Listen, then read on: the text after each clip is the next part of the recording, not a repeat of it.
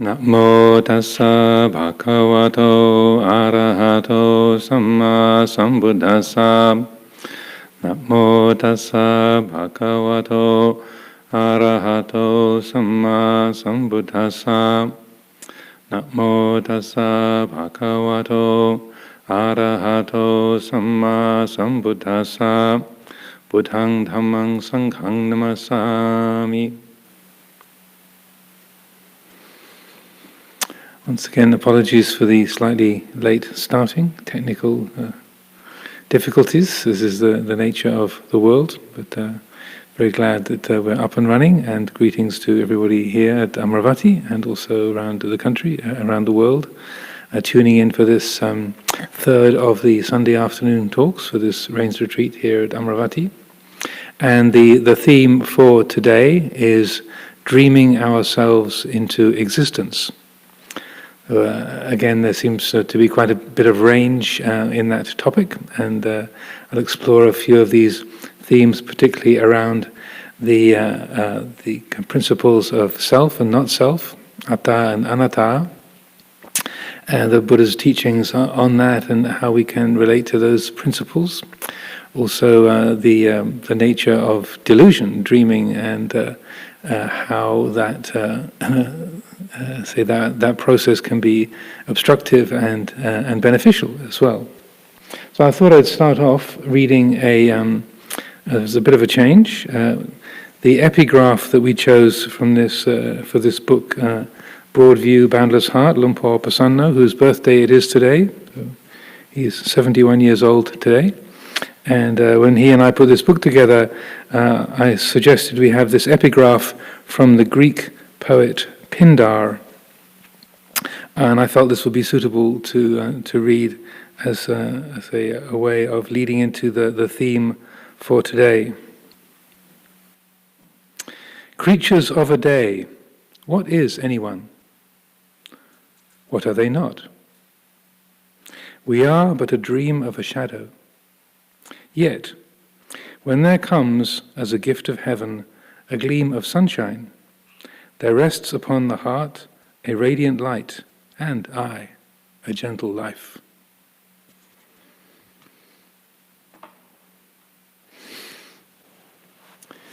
So in this theme, dreaming ourselves into existence, then the obvious place to begin is what we feel ourselves to be. So mostly we assume I'm a human being, I'm a woman, I'm a man, I have a name, this is my story, this is my age. Essentially, I am the body, I am the personality. This is who and what I am. This is where we begin with a conventional reality in life. When you apply for a passport, you give your name, your birth date, and so on and so forth. That's kind of who we are in terms of law and convention and perceptions in the human family. That's generally what we are. But as Pindar was observing, what is anyone? Really, when we look inside, what are we? Because over the years, the centuries, the millennia, human beings have explored and examined this kind of this question. And so beyond the surface of our name, our age, our nationality, our family, there's something bigger inside. There's something more that we are. There's some quality that's here. What is that? What are we really beyond the world of appearances? What's real? And I would say that set of perceptions that Pindar refers to, we are but a dream of a shadow. I think he's alluding to that sort of insubstantial quality of the appearances, being a woman, being a man, being 63 years old or 71 years old or 5 years old, more, having a nationality and a religion and so on and so forth.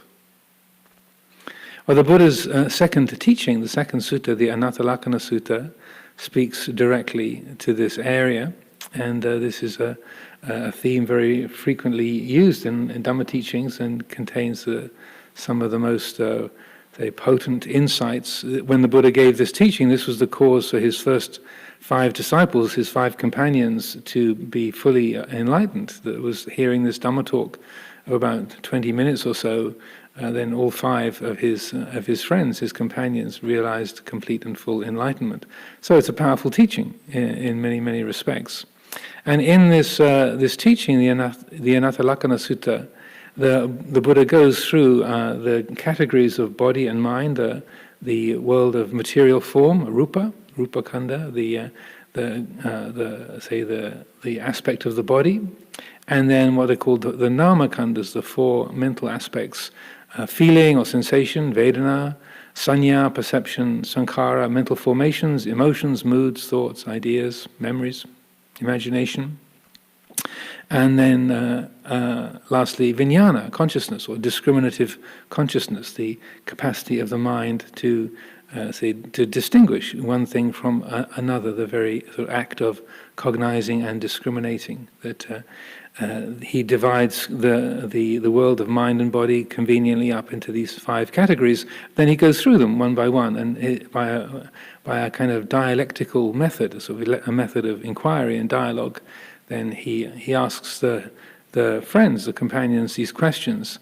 And he starts off with the world of material form, the body, saying, is it appropriate of the body to say that it is permanent or impermanent? Rupa, does it change or does it not change? And they'll say, it changes. It's impermanent, aniccaṃ bhante. And then he says, that which is changing, can it be permanently satisfying? Is it subject to affliction? And then they say, yeah, if it's in a state of change, then it is dukkhaṃ bhante. It's dukkha. It can't be permanently and completely satisfying. And then the logical conclusion is: so is it appropriate to say of something which is unstable and cannot satisfy, this is mine, this is what I am, this is myself. Etaṃ mama, eso hamasmi, eso me atta. To which they reply, yeah, no he tang bhante. No, it's not appropriate to say that. You can't say that. Because the principle being, and what the sort of Vedic philosophy or the understanding was at that time, and the ground of the dialogue is that if there is a true self, if there was a true, quality of being, a true atta, then it would be permanently blissful, and it would be something that is truly who and what we are. It would be Nitya, Sukha, and Atta, or in the Sanskrit original, as I understand, Sat Chit Ananda, being consciousness, bliss, would be the characteristics of the Atman. So the Buddha's walking them through that, and in that analysis, then what I'd like to talk about today, and I bring up frequently, is these kind of 3 categories of selfing that the Buddha sort of talks about or uses in this. Etaṃ mama, this the quality of mama, or my, that feeling of mineness, that sense of owning. You can call that the owning self. The sense of I, the owner. I own this body. I own this book. These are my glasses. This is my life. That sense of this is mine. I am the owner. So that feeling of self around the quality of owning, or the convention of owning. Then the second one, asmi, is that sense of being. I am a person. I am Ajahn Amaro. I am a human being. I am a Buddhist monk. That what you can call the being self, or the quality of selfing around that sense of being. I'm the one who hears. I'm the one who feels. This is me who's doing. It's me who's acting. It's me who's thinking. So the being self. And then the last one, it can be interpreted or worked with in different ways. It's related to ditthi, or views, the eso me atta. This is myself. And so that, in reflecting on this, I like to consider this as what we could call the narrative self. Say, I am Ajahn Amaro, that's my name. I was born 63 years ago. I'm British. I have a British passport and American passport. I have dual nationality. I'm a Buddhist monk. So what we can think of as our story, or the narrative of our life, who our parents are, where we were born, where we went to school, the things that have happened in our lives, the pleasant, the painful, the neutral. So you can call that the narrative self. And I know there's many, many different ways you can slice up the pie and to kind of arrange these things. But I feel it's convenient to divide this selfing habit into these three particular chunks. And these are also called the papancha dhammas, the causes of proliferation, or the causes of complication. Papancha means conceptual proliferation, or the complicating tendency of the mind. So tanha, mana, and ditthi, craving, conceit, and views. These are called the ways that the mind complicates things, that the feeling of self and I and me and mine attaches so easily around these and gets launched, and we dream ourselves into existence. We conjure up this me who is this person. And then that the degree to which the mind takes those selves, those selfing habits, to be substantial, to be real, to be absolutely who and what we are, is the degree to which dukkha is created. There's necessarily a quality of tension and an alienation that is being generated in that, because as Luang Por Chah would say, if you look for security in that which is unstable, you're bound to suffer. If you're looking for permanence in that which is impermanent, you're bound to suffer. If you're looking for satisfaction in that which can't satisfy, you have to suffer. So the degree to which the mind doesn't realize that it's dreaming, it doesn't realize that these are superficial perceptions and takes them to be absolute realities, that's the degree to which it creates dukkha. And so we find ourselves in that sense of I am suffering, I experience suffering. Other words that are related to this area very, very closely are the I-making and mine-making habits of mind, ahankara, mamankara. Ahang means I am, and mama, as mentioned before, means mine. It's that feeling of owning. So I-making and mine-making. And again, this is how the mind conjures up. In the word ahankara, in a way, the important part is the kara. That means to make or to do, to fabricate.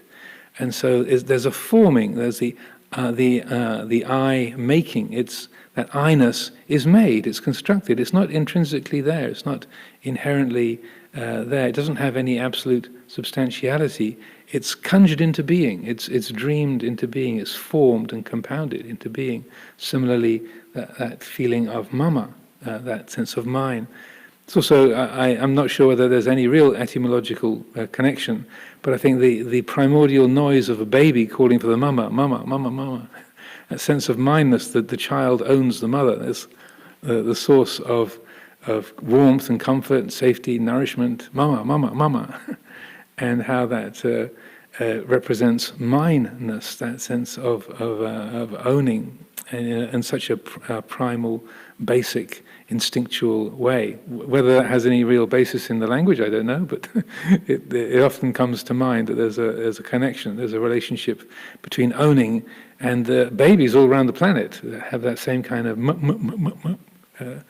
sound that they make, and that's why we use the word ma or mother or mama for the mother in many, many languages, many cultures and countries around the world. Another word that's interesting or useful to reflect upon in this respect is manyati, coming from mana, conceit. Manyati means to conceive. And so that in Western language, having a concept, having a conception of something is quite neutral or quite beneficial. You have an idea about something. But it's interesting in the Pali use of the word manyati. It's not just around, or it's more around the creation of the feeling of self, of I and me and mine, than it is around creating a concept or an idea or a thought. And in one particular teaching, it's the Dhatu Vibhanga Sutta, the exposition of the elements in the middle-length discourses, Sutta 140, I think, if I remember correctly. when the Buddha's talking about manyati, about conceiving, and he says, conceiving manyati, he says, I am, the I am thought, asmi, ahang asmi, I am, that is a conceiving. It's something that's brought into being. And then he goes on to say, conceiving is like a cancerous tumor. It's like a poisoned arrow. It's an affliction. It's burdensome. It's alien. It's something that's foreign. So he speaks in quite sort of pointed and kind of intense language. That just that feeling of I am. That's like being diagnosed with cancer or being stuck in a foreign country without the language. It's something that is sort of painful, afflictive, and difficult, which doesn't seem apparent to us in our ordinary everyday lives. To think that the term, well, I'm a man, I'm a woman, I am living in Amaravati. That seems absolutely neutral. But the language that the Buddha uses there, that I am as a conceiving is a tumor, conceiving is a poisoned arrow, it's alien, it's afflicted, it's unstable, it's, pay attention, this is dangerous. And so that in this process, or the way that we dream ourselves into existence, we've got, the Buddha's pointing to the danger of being lost in the dream, lost in the projections or the fabrications of self. And that sense, and the encouragement of the Buddha, and also, as we were saying last week, the very word Buddha itself means wake up. The quality of buddhi means awake, awakened awareness. And so it's talking about coming out of the dream, waking up from the dream, waking up to the dangerous and afflictive, challenging nature of that kind of belief, taking that I am feeling to be absolutely substantial and real, and who and what we are.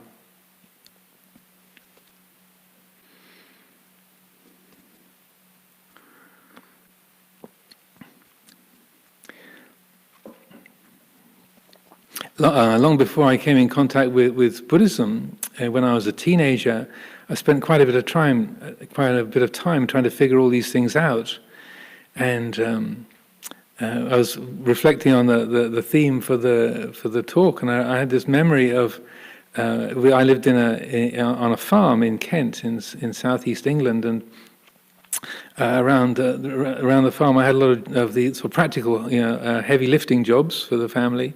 And one of the jobs that was my regular task was mowing the grass, mowing the lawn in the summertime, and it was a pretty rough area. There wasn't a sort of smooth, even, flat lawn. It was a bit sort of lumpy and rugged. And I remember one particular day, I don't know why it sort of came to mind, but I started on mowing the lawn, and I got this idea: I will figure out what the self is by the time I get to the end of the mowing. And I would do it in a spiral, so I was kind of going around and around in the spiral, getting smaller and smaller and smaller. And as I was pushing the lawnmower and kind of negotiating the lumps in the lawn and going along, trying to figure out the nature of identity.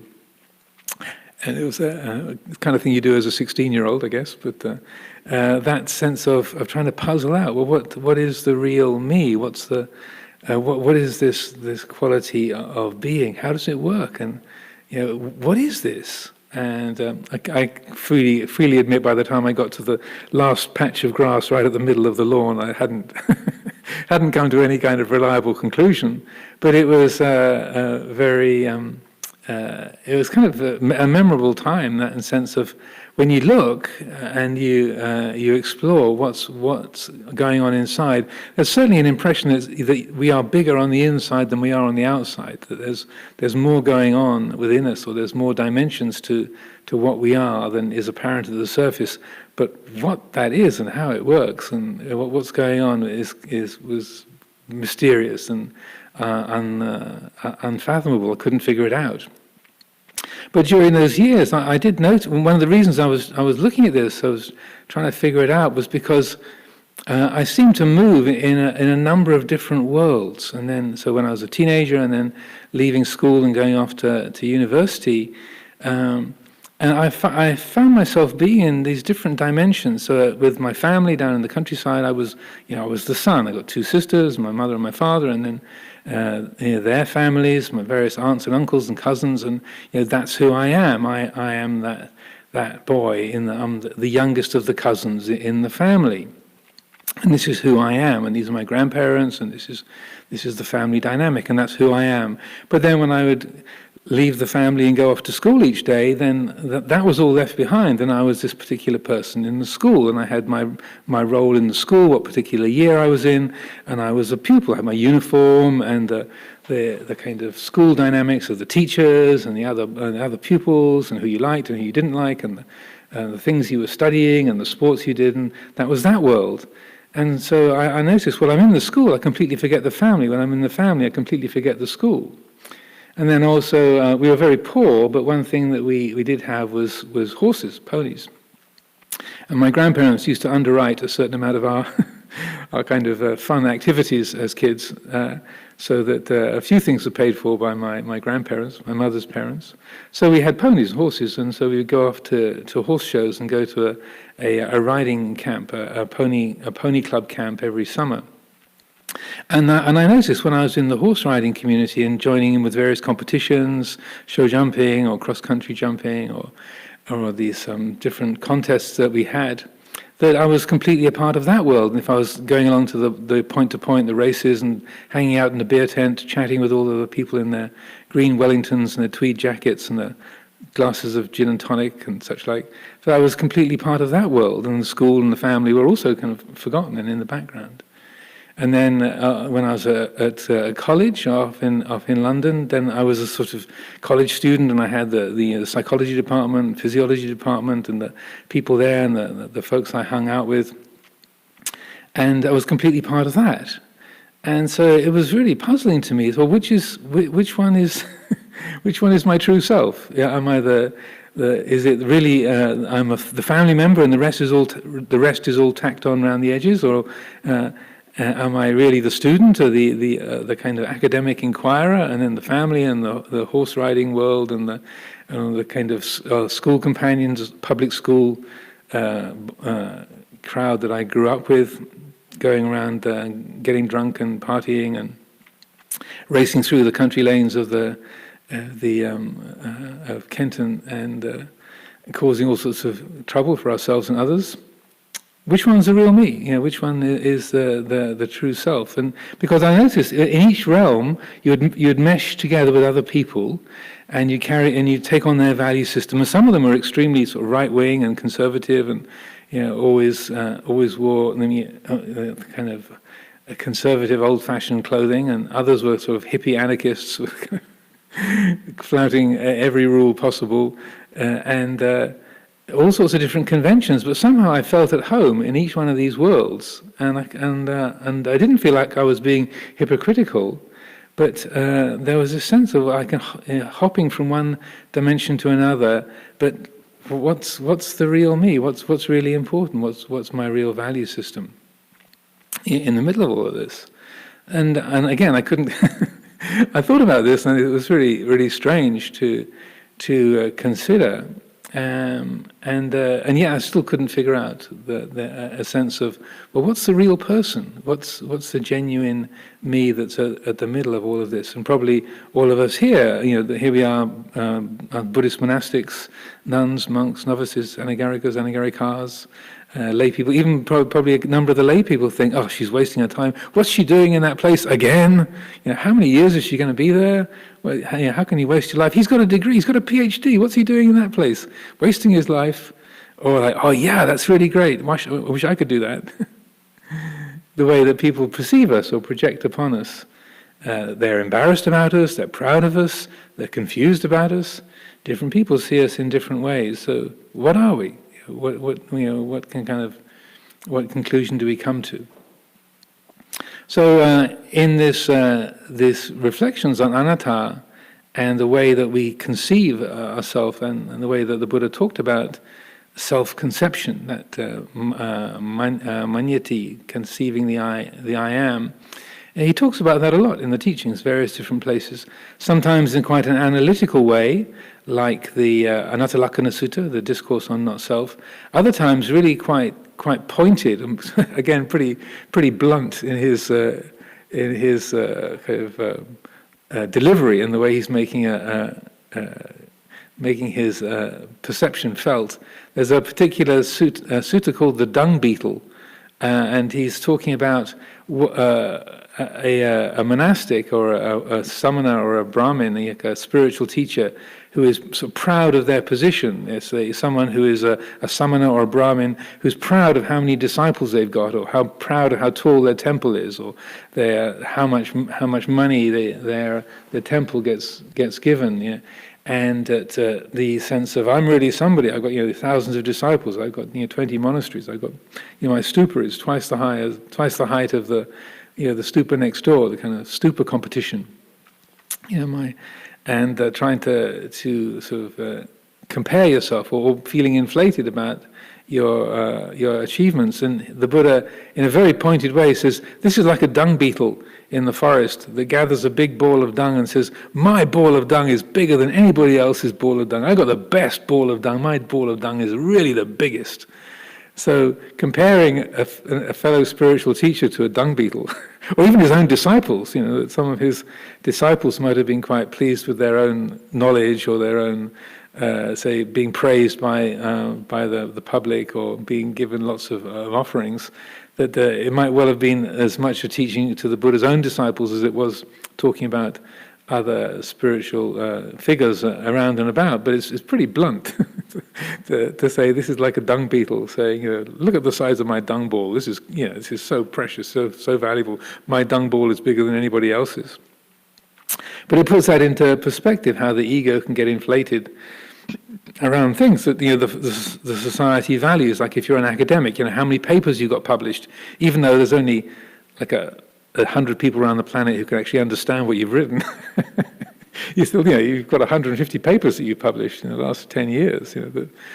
Or you've won particular prizes. You got a Nobel Prize or a Fields Medal, or you've got elected to high office. You're a government minister, or you're the head of a department. The book sales for your latest novel are off the charts, and the things that in worldly perceptions people can get very pleased with. How many titles you've got. You need to get a reprint of your business card because, oh God, they gave me another title. Oh dear, I have to get my cards reprinted again. What a bore. And feeling pleased with that. So the Buddha's pointing to, look at how ridiculous it is. Like the dung beetle being proud of the size of its dung ball. It's like, how many Nobel Prizes have you got, or how many titles you've been given, or the kind of ancestry you have, your hereditary as a noble. You say, well, actually, I am related to the Archduke of Romania. Third time removed, and a few marriages away. My great grandmother was on the Mayflower going to the colonies back in the 17th century. We claim an identity and make something of it. We literally make something of it, and then by being born into that, by dreaming those things into existence and believing in the dreams, then this is directly a cause for dukkha. When somebody insults you, or challenges your ancestry, or criticizes the paper you published, or complains about the way that you brought up your children, or how you wear your robes, or floats in from a different Buddhist tradition and say, well, of course, all Theravadins are basically deluded Hinayanists, and they kind of mistakenly think of themselves as authentic, but actually they're far more adrift from the essential spirit of the Buddha Dhamma than some kind of the most sort of uneducated child born in the northern Buddhist world who's been introduced to the Mahayana teachings and has right view. Your whole tradition is essentially valueless, really. I mean, that. What do you mean? We're the Theravadins, we're the true, we're the original, we're the real thing. It's you who are false. So when somebody criticizes our ball of dung, then we can get upset. So you haven't got the biggest ball of dung. Actually, your ball of dung is not really that impressive at all. And then besides, the kind of dung you've used is really, it's not the best. It's not the best. And so we get upset. We get wounded. Our pride gets punctured. So then, in considering all of this, then what to do? What's a good way forward?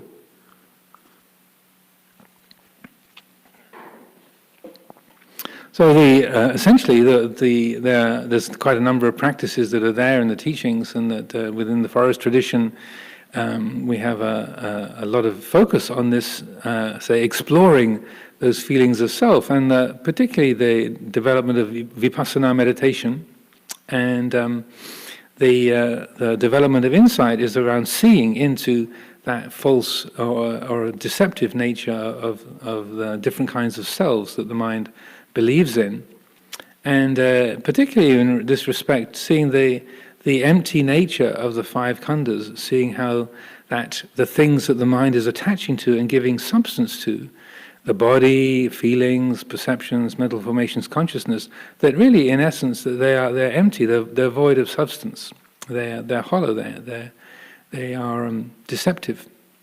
And in a particular teaching, there's a couple of teachings immediately come to mind. One is called the lump of foam, and another is the teaching of the Buddha to a young Brahmin student called Mogaraja. So the lump of foam sutta is the Buddha was, I think, beside the river Yamuna, I think it was, at Ayodhya, and there was with a group of monks, and they were wandering through the countryside, and there was a large lump of foam floating on the surface of the river. And the Buddha pointed to that, and you see that lump of foam? So the rupa, the material form, is just like that lump of foam. It has a shape, but when you look at it, you explore it, there's no substance, there's no core there. And then he goes on to expand. So Vedana, feeling, sensation, he said this is the Vedana, it also is similarly insubstantially, it's hollow, it's empty. But if you look and explore, then, and he goes through the whole of the five khandhas, saying that they're like a mirage in the desert. There's a shape, there's a color, there's a form that you can see the kind of, there's something apparently there. But when you go to touch it, you go to reach it, you can't find anything solid. So when he goes to Vedana, he says, when rain falls onto a pond in the rainy season, and a big raindrop hits the surface of the water, then there's a bubble. It kind of forms into a sphere, but that water bubble, it's only there for a second, for a part of just a fraction, and then it's gone. So he said the Vedana, feeling, sensation, it's like a water bubble. There's a shape, but no core, no essence. Sanya, he uses that image of a mirage in the desert. Walking through the desert, you see this pattern of say, colors and shapes in the air, but when you get there wasn't any building, there wasn't any trees, they aren't there. It was just an appearance, a pattern of light in the air that in that place had no substance, no solidity. Sankara, he compares to a banana plant, a plantain, which, like a leek or an onion, it just has layers and layers and layers of leaves, and there's no heartwood, there's no core. He said, just like a plantain, a banana plant, you peel away the sheaves of leaves, and there's no core, there's no heartwood, there's no center.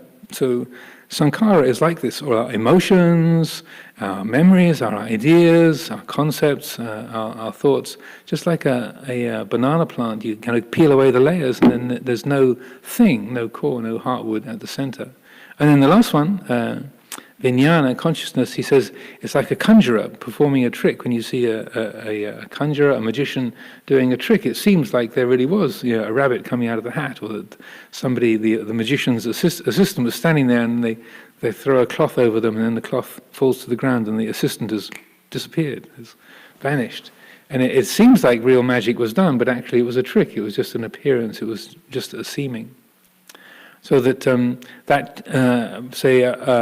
changing our way of vision or bringing attention to the five khandhas and then challenging that. So using wise reflection to challenge that appearance of solidity. And so when the Buddha says, when one looks and when one carefully considers, when there's that yoniso manasikara, what's going on here? Or is this solid? Or that looks like a real thing, but is it? So that's the transformative agent there. Similarly, in his dialogue with Mogaraja, which was there's a series of teachings in the Sutta Nipata. The Buddha has a collection of different Brahmin students who come to him and ask questions. And Mogaraja asks the question, what's the best way to evade the king of death? How can we avoid death? Is it possible to evade the king of death? Can that be done? And the Buddha said, well, if you see all things as empty, as sunya, as void of substance, then Mogaraja, the king of death, will not be able to find you. And this is the way to escape the king of death, to evade death's king, is to see everything as empty, to know everything as empty, that thingness, that solidity, is a seeming, it's apparent, it's not the absolute reality. So these approaches to getting out of the dream is essentially changing the mode of vision, not just going along with conditioned perceptions, but essentially that capacity of the mind, the heart, to go, wait a minute, now that's what I'm being told, that's what everyone calls it, or yes, this group of people value this particular thing. How many people are watching this live stream? Are the numbers increasing or decreasing? How are we doing? How many followers have we got? Well, that's just an invented value system. It doesn't have any substance. There isn't anything really there. It's just people agree to give this value, so it has value. That's where it's kind of it's deceiving. That's the deceptive quality of it. We impute value and meaning to how many years we've been in the robes, or how many books we've got published, or how many people come to our monastery, or so on and so forth. That value is imputed, and the mind that can say, well, wait a minute, hang on a second, why is that valuable? Is that really so? Is that the whole story?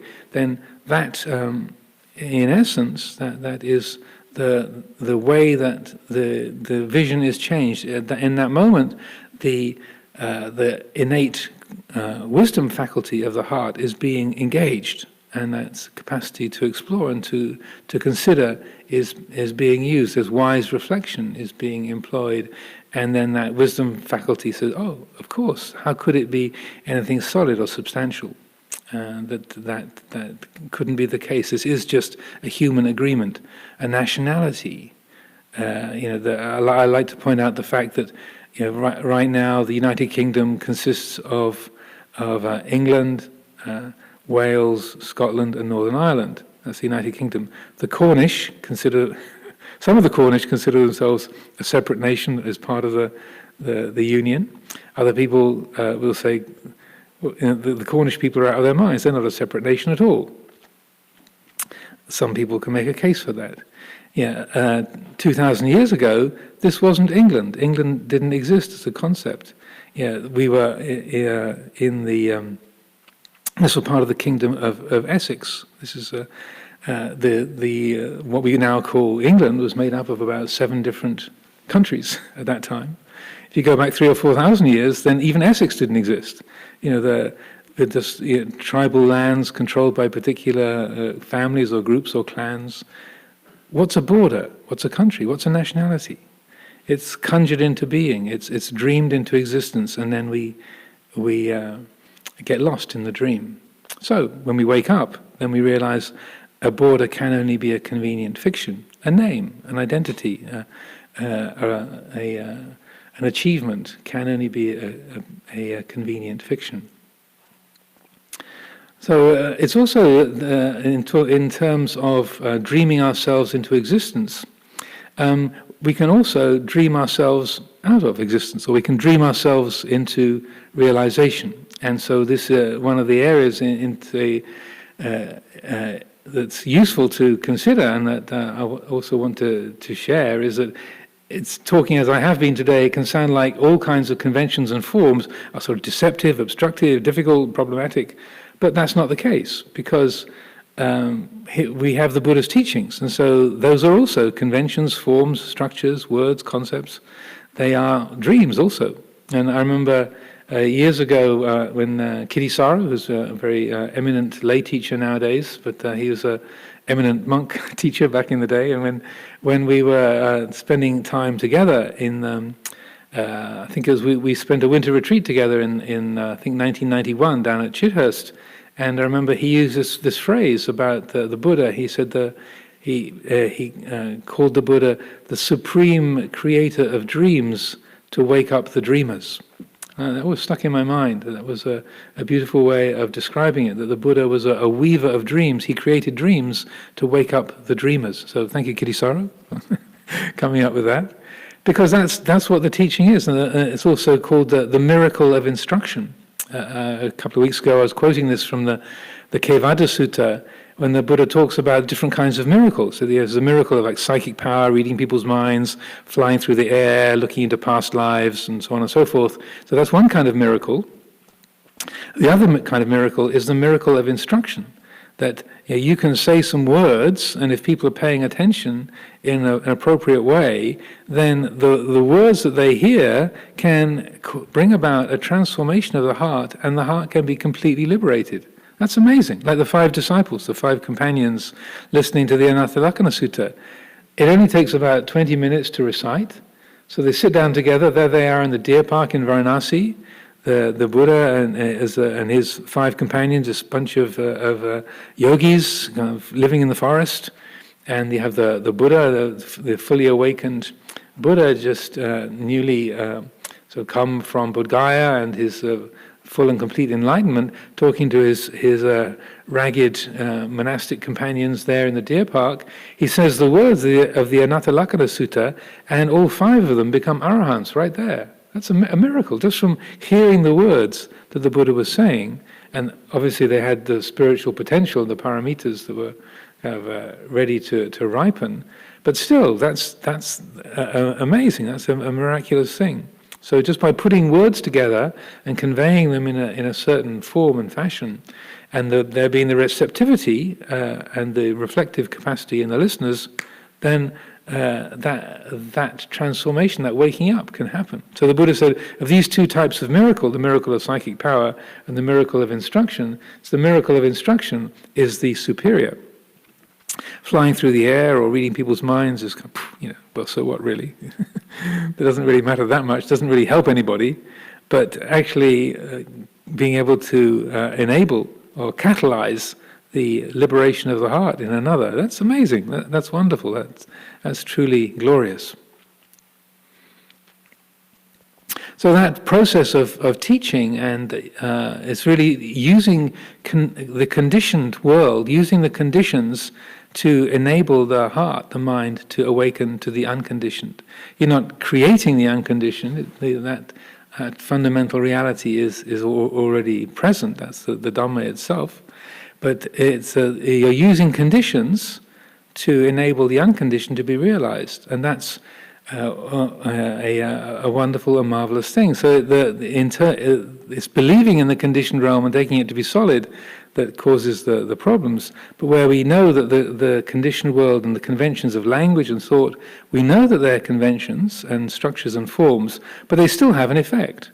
And that effect can be, if they're applied in a skillful way, to help the heart to free itself from all obstructions, all burdens, all delusion, all defilement. Another phrase that comes to mind from a book is a somewhat strange book called, I think it's called Tales of a Dalai Lama. It was written by a man called Pierre de Lattre. I'm not sure whether he was French or French-Canadian or where he came from. It's a slightly unusual book. It's not really about the Dalai Lama as we know him, the Tenzin Gyatso, the Dalai Lama, but it's a kind of an imaginary Dalai Lama in the mind of this particular author. But there's some interesting comments and observations and images that come into it. And there's this particular exchange in the book that really struck me. And he's talking about about teaching and about illusions. And he, in the narrative of the book, it says, the magicians and the storytellers open us up to wonder with their tricks. We are lured into the eternal reality through well-timed illusion.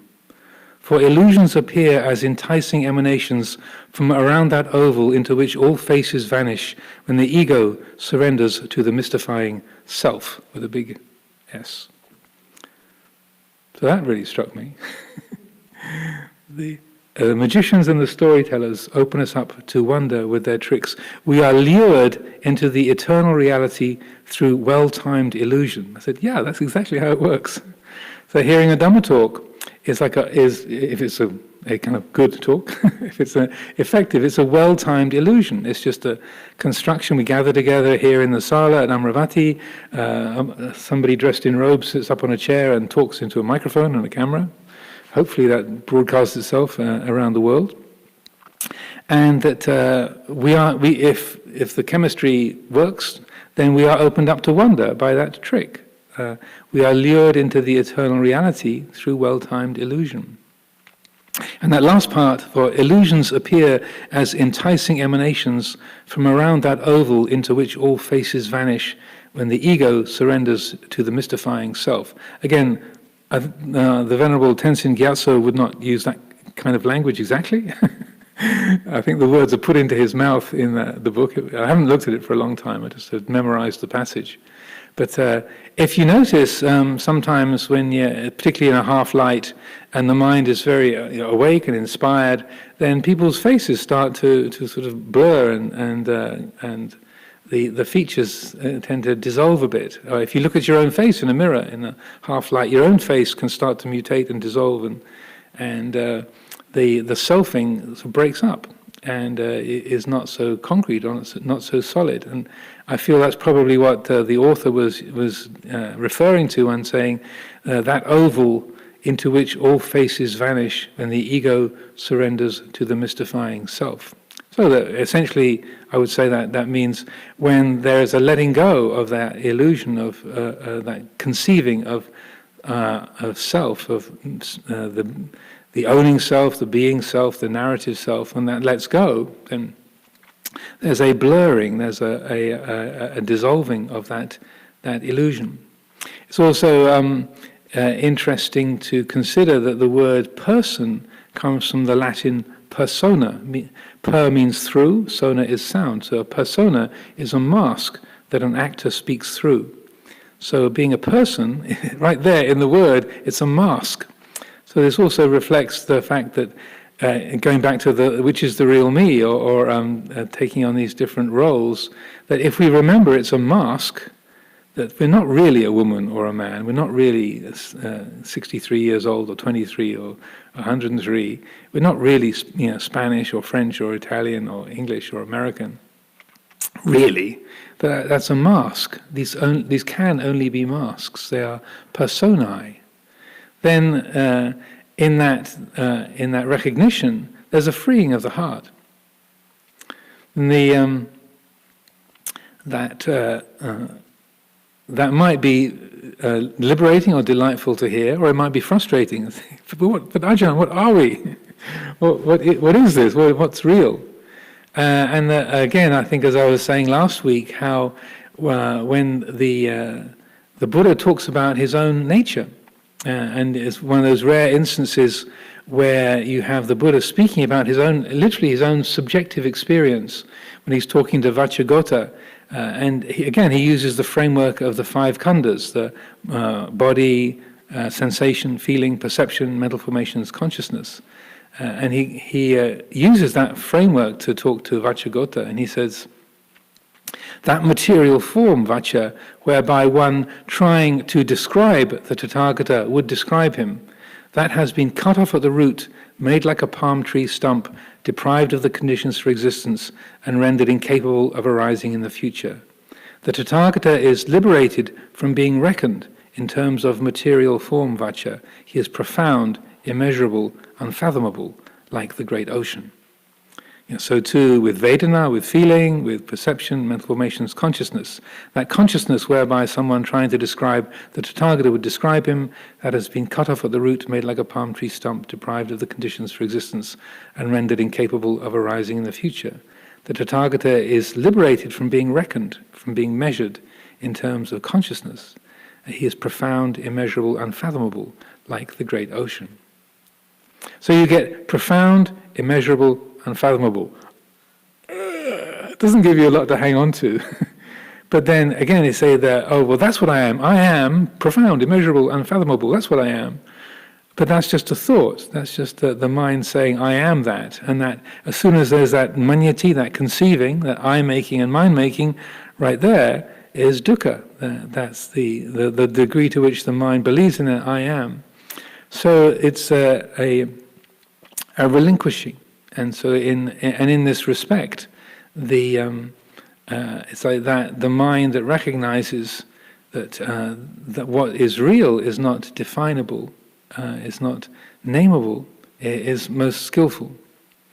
Another of the things about dreaming I might mention is that along with, say, being lost in a dream or being caught in a dream can be obstructive, but just as comparing teaching or words to being conventions and forms, sometimes the dream world can actually be revelatory rather than confusing or deceptive or delusory. And so sometimes in the dream world, not that I'm an expert on dreaming and such like, but in the Tibetan tradition they actually have what they call dream yoga. Actually, they develop the dream world as a mode for receiving instruction and for practicing Dhamma. I think it's the only one of the Buddhist traditions that actually consciously has developed that. But it can be that sometimes in the dream world, in the world of dreams, insights that have not been able to surface in the waking world because the managing director is so busy running things that the kind of thinking mind and the controlling egos of various types are sort of getting in the way. It's only in the world of dream that sometimes insights appear. And so probably for most of us here, once in a while, we've had a dream where there was some very, very helpful information or some kind of valuable way of seeing things that appeared in some kind of dream language or dream symbolism that wasn't able to take shape in the waking world. And that certainly for myself that's happened a few times over the years. And when you wake up, there's definitely a sense of, whoa, that was interesting, or well, that was a message. One particular one many years ago, it was a very colourful and involved, very sort of vivid dream. I won't go into all the details of it. I'd have to look up my notebooks to check. But at the very end of it, this long, complicated, very colourful, very coherent series of events, I found myself out in this cabbage field. It was at night time. It was in this cabbage field, these long rows of cabbages. And then I knew there was a particular cabbage I had to go to. Who knows why? I didn't have a particularly close relationship with cabbages. Some kind of symbolic significance, or not. Anyway, I went to this particular cabbage, and this cabbage opened. Like it was like a box, and you could open the lid of the cabbage, and inside it was hollow, and inside this empty cabbage, there was a piece of paper, and on the piece of paper was written the words, "Humans have had more than their fair share of this planet." So then I woke up. Right. Okay. Duly noted.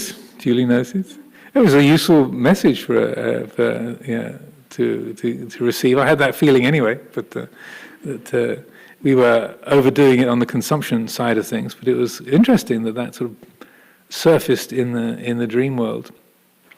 Anyway, I won't go into more of that, but sometimes that, so again, just as not all concepts and constructions or conventions are obstructive, not all dreams are obstructive either. And there's also the stories of the night before the Buddha's full and complete enlightenment. He had 5 dreams that again were very clear and symbolic and are recorded in the scriptures. These mostly the Buddha didn't make much of the dream world. He didn't give it much say value or significance, but he does mention these 5 symbolic dreams that he had before his enlightenment, and that say predicted the fact that he was about to reach full and complete liberation, and so that was an encouragement to him, was a sense of validation. Okay, this is you're close to completion, and these dreams are reliable. They're giving you a lead. They're giving you an encouragement. There's a way that they are representing that which is about to ripen. So then, going back to the question of what are we, and again, maybe the thing to finish with will be going back to the Sutta Nipata and the collection of young students who came to see the Buddha and asked their questions. So along with Mogaraja, there was another student called Upasiva. And the question Upasiva asks is very similar to Vacchagotta about what happens to an enlightened being at the end of their life. And Upasiva asks this question. So someone who's enlightened, when they reach the end of their life, do they, and the body dies, do they no longer exist? Or or do they somehow enter into some kind of eternal blissful state? Are they liberated, made eternally free in some kind of separate special dimension? And this is one of my favorite passages from the whole Pali Canon. What the Buddha says to Upasiva is, one who has reached the end has no criterion by which they can be measured. That which can be spoken of is no more. So the body, feelings, perceptions, and so on. The body is broken up, the life has come to an end. Yeah, so that which can be spoken of is no more. You cannot say that they do not exist, but when all modes of being, all phenomena have been removed, all means of speaking have gone too. One who has reached the end has no criterion by which they can be measured. That which can be spoken of is no more. You cannot say that they do not exist. And that's one rendering of the Pali, that there's various different renderings. But I think that's the most sort of comprehensive and, I feel, accurate one. You can't say that there isn't anything. But when all modes of being, all phenomena are removed, all means of speaking have gone too. So normally we think of ourselves, I am this person, this is my body, it's now 4:03 according to the clock here, and about time to finish the talk. This is Amaravati. We're in Hertfordshire, in England. It's 2020, 26th of July in the year 2020. That's the time, the place. This is where we are. This is who I am. So if you let go of identity, that there isn't an Ajahn Amaro, you let go of time, that time is a convention created by perception. If you let go of location, there isn't really a Hertfordshire, there isn't really an Amaravati, there is no place. Place doesn't really apply. You let go of identity, you let go of time, you let go of location. What are we? Where are we? The language has got nothing to fix onto. There's no hooks to put anything on, according to our ordinary way of speaking. Time, place, identity. And so without time, place, identity, and that applying, when all modes of being, all phenomena are removed, all means of speaking have gone too, because the language that we use comes from time, place, identity, etc., past and future, present. And so when none of that applies, it's like we're so down in the quantum realm. Your past and future don't apply, location doesn't apply, identity doesn't apply. And so that is threatening to the ego, but really liberating to the heart. So I say in this theme of dreaming ourselves into existence, then this is, say, using the dreams or the concepts to dream ourselves out of existence. In a sense, the practice is using the concepts, the structures, the forms to end that false sense of alienation, To exist, again, going to another etymology from the Latin, so exi, stens. Exi means out, stens comes from to stand, so that which stands out, that which exists, stands out from the reality. It's the explicate order. It's like that which is apparent, the world of appearances.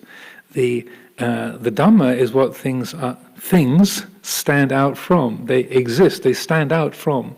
So sight, sound, smell, taste, touch, thought stands out from the basis of Dhamma. That is what the David Bohm called the implicate order, I would say. So the practice of Dhamma is letting go of the world of appearances to awaken to the reality of Dhamma. That is the foundation of all things. You can't describe that. You can't use language really to say much about it. When we talk about the qualities of Dhamma, we say sanditiko, apparent here and now; akaliko, timeless; ehipassiko, leading inward; opanayiko. Opanayiko, leading inward, leading onward. Inwards or onwards, there's debates. Ehipassiko, say inviting one to come and see. That's right, I got them the wrong way around. Ehipassiko, ehi, come and see, inviting one to come and see. Opanayiko, leading onwards or inwards, depending on whether it's inward going out or outward coming in. Pachatang veditabo vinyuhi, to be seen by each wise person for themselves. Doesn't give us much to hang on to, but it's about not hanging on. It's about being Dhamma and not having a concept for it. So now I see the clock has gone round to 4:07, and I think that's about an hour for the duration of the talk. So I offer these thoughts for consideration this week.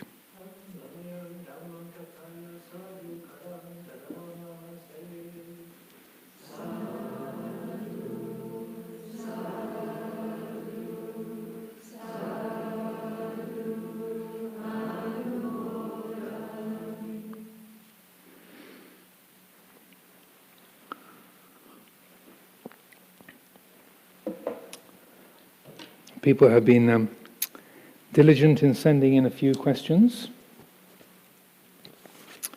And let's see.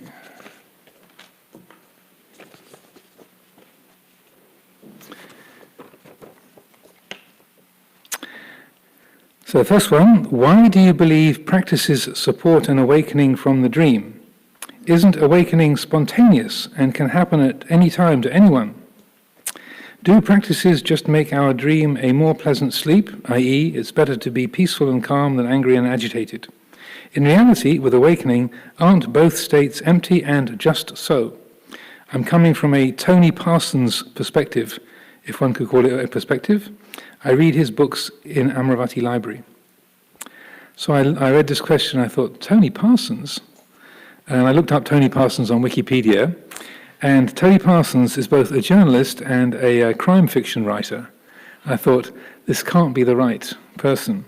And then I thought, maybe this person means Toni Packer, who is a woman, not a man, who was out of the Zen tradition and sort of left that behind her and founded the Springwater Center. And she talks in this kind of non-dualistic fashion. So I think rather than Tony Parsons, I thought it might be Nicholas Parsons, who used to run a game show called The Sale of the Century, but even less likely to be Nicholas Parsons than Tony Parsons. So I think Toni Packer is meant here. And so that, this is a long debate. There are people like Krishnamurti or Advaita Vedanta teachers like Punjaji and so forth, or like Toni Packer. I presume I haven't read much of Toni Packer over the years, but say all practices are intrusions and there's nothing to practice, nothing to do. You are the ultimate reality. Just wake up to that. You just realize that's what you are. There's no thing to do. And as it says here, aren't both states empty and just so? And if that was realized moment by moment, fine, great, sadhu anumodana, I would say. But the point of practice is that we start from the position of I am this person, I'm a woman, I'm a man, I'm an American, I'm British, I'm German, that's what I am. So that the degree to which the mind is drawn in by its dreams, and and believes in those, and then the practices are useful. That's why the Buddha spent 45 years sort of laying out these different words and ideas and practices and forms for us to use because it's not just a matter of having the idea of, say, all states are empty, and everything is just so. Great. And as it says here, isn't awakening spontaneous and can happen at any time to anyone? I think the short answer is no. I say it does happen from time to time. I think my rough calculation on this is about 1 in 10 million. That I would say sometimes there are genuine experiences where someone like Krishnamurti or others who just have a spontaneous awakening, and in one moment suddenly the mind genuinely and completely awakens to the fundamental reality. And that does happen, but I think it really is about 1 in 10 million, or maybe 1 in 100 million. It's pretty rare, and it's certainly not the case for most people. Just statistically, having been in this business for 40 years or so, I would, out of my own, again taking a bit of a scientific track, statistically I would say it is not the case that awakening is spontaneous and can happen at any time to anyone. That is, by my experience, is not the way it is. But it does happen. From time to time it does happen. Also with this kind of non-dualistic approach, one thing that is kind of tricky and comes up for discussion a lot is, and I think I talked about it either last week or the week before, is how the mind can be selective about what is empty and what's not empty. So things like my responsibility or my my restraint or my painful feelings, they become empty, but my fun, my enjoyment, my self-gratification, that's definitely solid. So that the mind is happy to grasp onto and identify that which is pleasant, and is happy to see as empty the things that are inconvenient or uncomfortable or painful or not wanted. So there can be a biased quality, a partiality and that's where the thinking mind, and having a quick thinking mind, is a real hindrance, because it's like having a really good lawyer. A good lawyer can make a case for anything, that black is white, up is down, and so on and so forth. And a good lawyer, a good debater can make a case for absolutely anything. And so having a quick mind, coupled with non-dual philosophy, Advaita Vedanta and such like, can get you into a lot of trouble. And so that it's important to not be partial, to be sincere, and to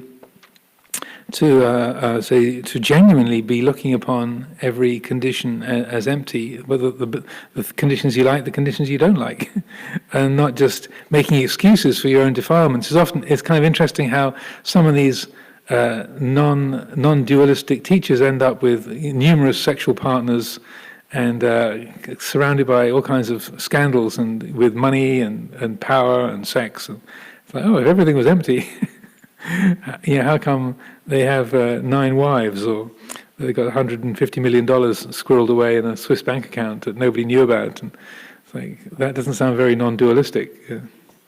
I'm not mentioning any names deliberately, but these things do happen. But there are some great beings, like Sri Ramana Maharshi, who had a spontaneous awakening when he was 17 years old, who I would say was a genuine embodiment of that he was naturally ascetic. He didn't need anything, and that's how he lived. He lived in an extremely... I don't think he even felt like he was being an ascetic. It was just being who he is. But it manifested in a life of very, very few needs and demands, and extremely sympathetic to the people around him, and ready to serve and be available to teach. And so that I think with this kind of an approach, it's again, maybe to quote T.S. Eliot, I haven't quoted him this week, but to quote T.S. Eliot, between the idea and the fact there falls the shadow. So between the motion and the act, between the idea and the fact, there is a shadow. So the idea of non-duality and seeing all things as completely empty and such is one thing. The actuality of it is another. So, another question. Thank you for all of the available talks and for these live streams. They have had a significant positive impact on my days, especially during this time. This week's topic seems fairly open-ended, so I hope this was related.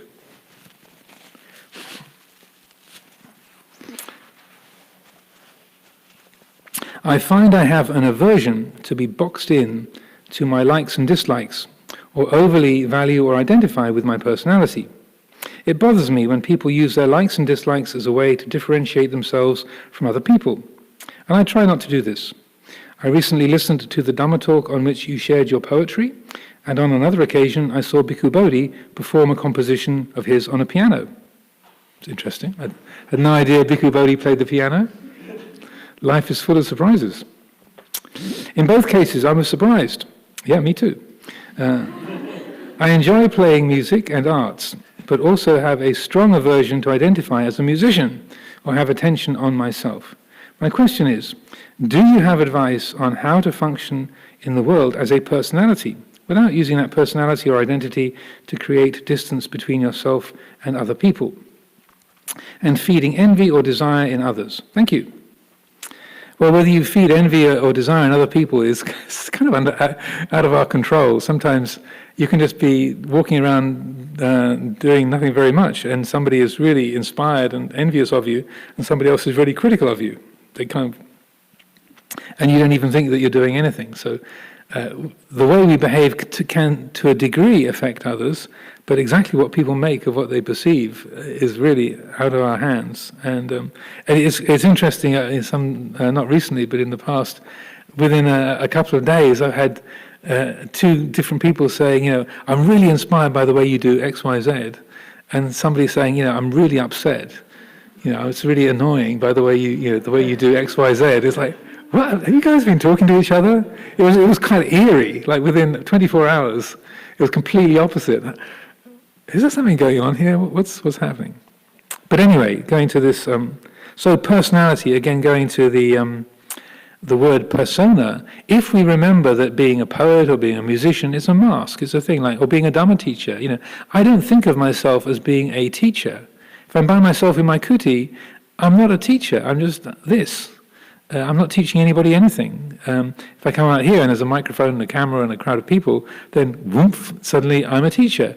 As soon as I get off the chair and walk out, I'm not a teacher anymore. So if you remember you're putting on a mask and you are, say, engaging in a particular activity, that's the real moi, the real me at that moment. It's real enough. But the mind that recollects, this is a performance. It's not the actuality. This is a deliberate seeming. Then you can sincerely, like a really good actor, really gives themselves to the role, but part of the mind that still knows this is an act. This is my profession. And a method actor will stay in the role even sort of between performances or between takes in a film.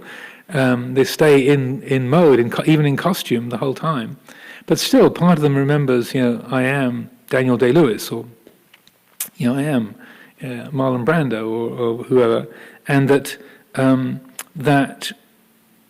the mind that recollects, this is not really what I am. And if someone says, "Oh, you're a fantastic poet," or "You're such a brilliant musician, this is great, you mean so much to me," it's like you can feel, yeah, I'm very glad this is important to you, it's valuable to you. I don't need to be seen by you as a poet or as a musician. I don't need to be seen as a Dhamma teacher. And the more that that's genuine, that I don't need to be seen as a teacher, when I get the signals that I'm not a very good teacher, people are finding me really boring, I'm saying the same things over and over again, I'm really kind of depressing and confusing and upsetting, then that's the impression that person has. But if I get enough of those signals, I'll probably think, okay, time to not climb up into the chair anymore. That particular performance is not having a good effect, so therefore do something else, or don't do anything. So that the more that we hold those things lightly within ourselves, then it becomes easier. If you build a lot of value in how the world sees you, right there is dukkha. That's a lot of suffering right there. I used to spend a huge amount of time worrying about how I was seen and wanting to be seen in a particular way and not wanting to be seen in other ways. And it took me years to recognize just the kind of weight, the heaviness of carrying that around. Once I realized I was doing that and I was really wanting to be approved and wanting to be liked and wanting to get things right all the time, then I deliberately started to act in ways where I didn't try to score points, or I was stepping down from that and to be, bringing that to mind as a kind of deliberate reflection. So I used to, when I was living here in Amaravati in the late 80s, early 90s, I would bring this theme to mind over and over again every day. It was just do what you do and let the world make of it what it will. And when I first brought that phrase to mind, somebody in me went, no, don't even think that. No, stop. You can't, that's dangerous. And there was such like an intense emotional reaction, like, wow, that hit the mark. That's right on target. That something was desperate to try and craft things so that I would be approved, and the idea of just letting people have whatever impression they wanted to was it was really threatening to that self-sense, to the ego. But I found that was really helpful. So I did for a couple of years, 2 or 3 years, I would bring that up all the time. Just do what you do, be mindful, just try and come from a good place of kindness and mindfulness and wisdom, and then some people will like it, some people will not like it, and most people will ignore it completely. And so that also, just as I was saying at the beginning, most of it's not under our personal control. And so that I would say, in terms of your question, is a helpful attitude. That it's also the as you mentioned the addiction to personality. what was the phrasing of it? That addiction to the kind of. Oh no, that was in the next question. I'm reading that. So that the recognizing that is something that can be changed.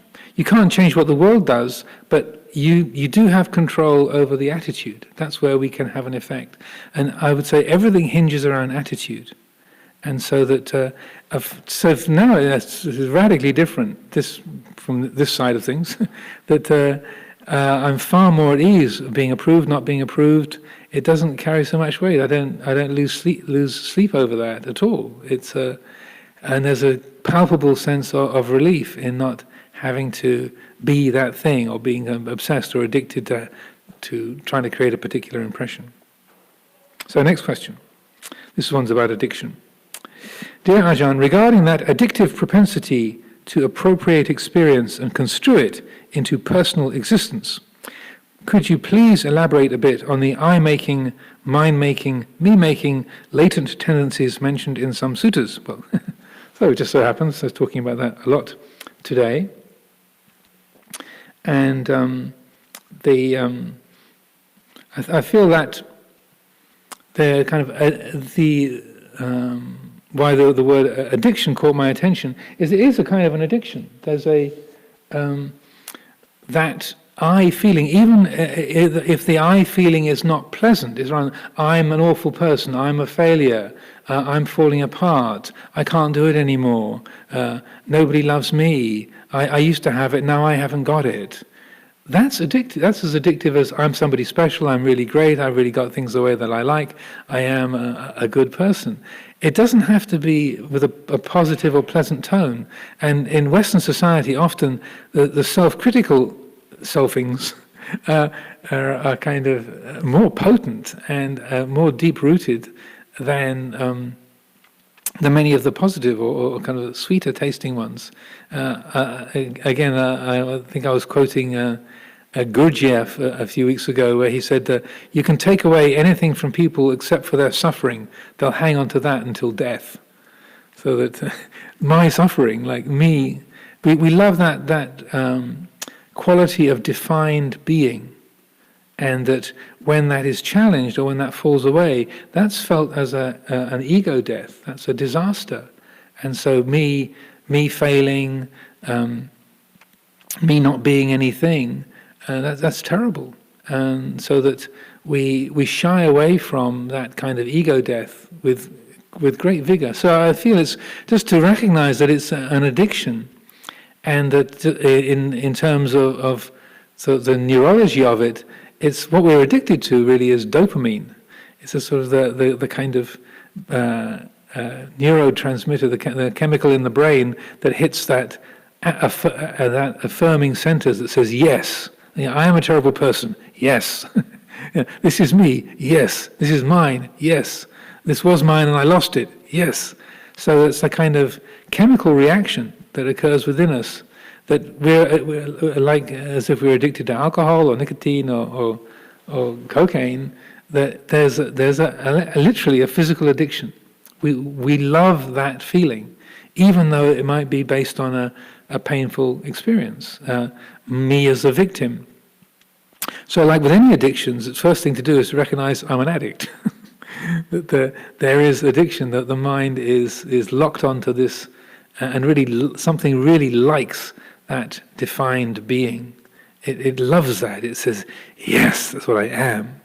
And I often talk about this because it's kind of interesting where, like an ordinary everyday example that I like to give is how if you are you're busy with some task, you've been doing the washing up, or you've been cleaning the house, or you're in lockdown and you finally got everything tidied and you've got the place sorted out, the dishes are done and the sitting room has been fixed up and everyone has gone to bed, and you kind of plonk yourself down and you think, thank goodness that's over.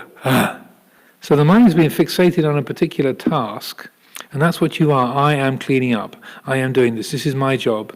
And then you plunk yourself down. There's a long exhalation. And then, since the task is finished, what am I? There's this sense of, oh, that's done. What's there to do now? And if you notice, there's a sort of, oh. There's a kind of dislocation, a disoriented feeling. Like, oh. And then we think, oh my goodness, there's these 150 emails I haven't replied to. So it's another job that needs me to do it. But at that moment, you remember the 150 emails, something goes, yes. Because that suddenly defined being has been reborn. It's like, I am this. And that what was uneasy or what was challenging or most awkward or painful was this, there's the body on the sofa and, what am I? What is it? There's no thing there. And even if it's a responsibility or a pain or a debt, oh my goodness, there's my overdraft. Then there's a relief that comes with that. And again, I'm not reading people's minds, but I would suggest most of us have had that experience from one time or another. Right there, that shows you the addiction to that dopamine flush of ahankara, mamankara, I-making and mind-making. So recognizing there's an addiction, then the mind can begin to work on that. And like any addiction, getting off an addictive process is painful. Weaning yourself off the drug of choice, the bhava, the becoming drug, it's effort, like coming off sugar or alcohol or caffeine or tobacco or whatever. It takes work. But if there's a patience and an endurance of those awkward feelings, not following along those self-creating habits, knowing the pull of wanting that thing, and just knowing it as a feeling of wanting, and letting it go, then the system changes. There's really a freeing of the system from that addictive process, both mentally and physically as well. And so then there's genuinely not a kind of dependency on that, the kind of I-making and mind-making. Okay. Dear Ajahn Amaro, thank you for the valuable Sunday talks and the meditation sessions on Saturday. My question is related to anatta. I can understand the concept of non-self now, as I am older and retired and spend my time learning and following the Buddhist way of life more than when I was younger. In real life, I would say that rather than real life, the other life, this is difficult to come to terms with, probably even as a monk. How can you explain this valuable Buddhist teaching to young people who have ambitions and strive in order to fulfill their education or climb up the ladder in their career? If I tried to explain to my children when they were younger the concept of anatta, they would have happily stopped working hard at school. Thank you, Ajahn, for your valuable response. May you attain nirvana. Well, thank you for your good wishes. Well, I would say that if you really explained the concept of anatta in a good way to your kids, they would be happily working very hard and without creating stress and difficulty for themselves, because there's different kinds of desire. The desire, the kind of driven and self-obsessed desire, is called tanha. And tanha is better translated into English as craving. So that's the one that's the cause of suffering. The other kind of desire is chanda, and that is actually can be wholesome or unwholesome or neutral. So chanda is the ability of the mind to put to lock onto a particular thing and to be interested, to have zeal, to have enthusiasm. So we need chanda, and so that chanda is one of the what's called the 4 bases of success. So this is called the iddhipada. So chanda is the first, interest or zeal. Virya, energy. And the third one is citta, or sort of contemplation, consideration. And the fourth one is vimamsa, or review. So the Buddha said to succeed at any task, whether it's making your breakfast, passing an exam, setting off a bomb, or realizing enlightenment, wholesome, unwholesome, neutral, we need these 4 qualities. So they are intrinsically they're neutral. But to realize enlightenment, the Buddha had to have chanda, virya, citta, and vimamsa. So that if we understand that these 4 qualities, these 4 bases of success, they are in themselves free of any kind of self-view or conceit. They don't have to come from an egotistical place at all. Just as the work to realize full and complete enlightenment. So there can be interest and say enthusiasm, zeal, but that doesn't have to be, I'm excited, I'm interested, I'm enthusiastic. Rather, this is something worth doing. Yes, let's do it. And that can come from a completely non-egotistical place. So that I think in terms of your question about anatta, it's if we can separate out the ability to make effort, to give direction to our life, to set skillful goals, separate that out from the desire to become, the bhavatanha and vibhavatanha, the desire to get rid of, then we can work really hard, we can work very effectively and bring about good results. But it's because there's no sense of self involved, then the results are very peaceful. It's work, it's doing, but that work is not stressful or burdensome.